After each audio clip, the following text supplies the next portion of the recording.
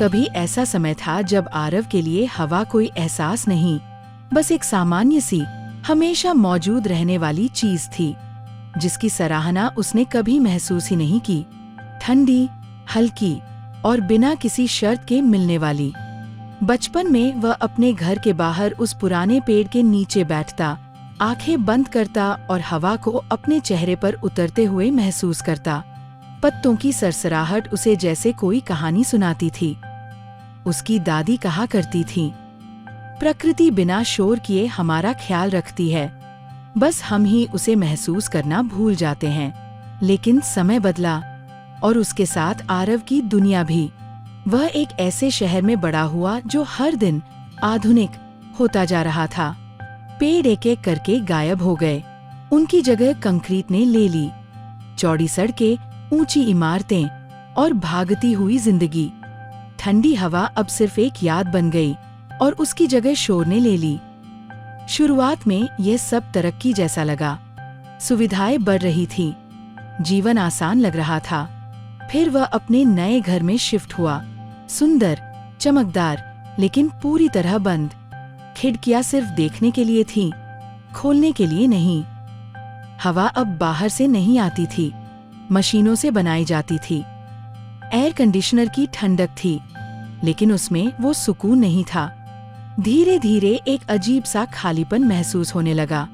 गर्मियां पहले से ज्यादा भारी लगने लगीं, जैसे शहर खुद तप रहा हो।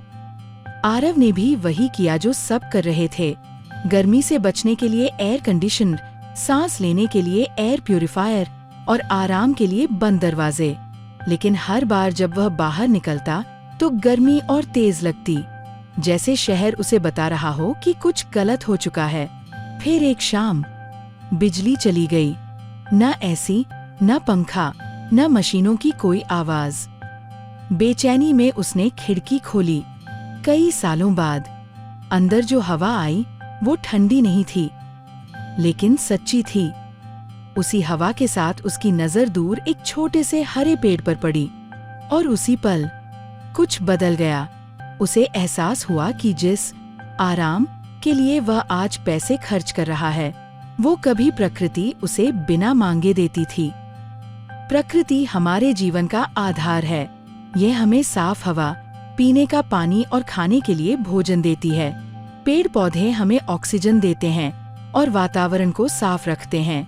जंगल, नदियाँ और पहाड़ मिलकर धरती का संतुलन बनाए रखते हैं। प्रकृति हमें शांति और सुकून भी देती है। अगले दिन उसने एक छोटा सा कदम उठाया, एक पेड़ लगाया। शायद इससे शहर नहीं बदलने वाला था, लेकिन उसके भीतर कुछ जरूर बदल गया। उसने खिड़कियां खोलनी शुरू की, मशीनों पर निर्भरता थोड़ी कम की और सबसे जरूरी, प्रकृति को फिर से महसूस करना शुरू किया। धीरे धीरे उसके आसपास भी बदलाव आने लगा। किसी ने अपनी बालकनी में पौधे लगाए, किसी ने बारिश का पानी जमा करना शुरू किया, किसी ने सड़क किनारे पेड़ लगाने की बात उठाई। बदलाव बहुत बड़ा नहीं था, लेकिन सच्चा था, क्योंकि असली तरक्की प्रकृति को मिटाने में नहीं, उसके साथ चलने में है। हमें विकास को रोकने की जरूरत नहीं है, हमें बस यह समझने की जरूरत है कि हम किस दिशा में बढ़ रहे हैं। कहीं ऐसा तो नहीं कि जिस भविष्य को हम बना रहे हैं उसमें हमें वही चीजें खरीदनी पड़े जो कभी प्रकृति हमें मुफ्त में देती थी। और अगर यह सवाल थोड़ा असहज लगता है, तो शायद यही वह पल है जहां बदलाव शुरू होता है। बड़े फैसलों से नहीं, एक छोटे से कदम से। क्योंकि आज प्रदूषण और संसाधनों के अधिक उपयोग से प्रकृति को नुकसान हो रहा है। इसलिए हमें पेड़ लगाने चाहिए, पानी बचाना चाहिए और प्रकृति की रक्षा करनी चाहिए, ताकि आने वाली पीढ़ियों को भी एक अच्छा और स्वस्थ जीवन मिल सके। जब हम अपने जीने का तरीका बदलते हैं, तभी धीरे धीरे वो दुनिया भी बदलने लगती है जिसमें हम जी रहे हैं।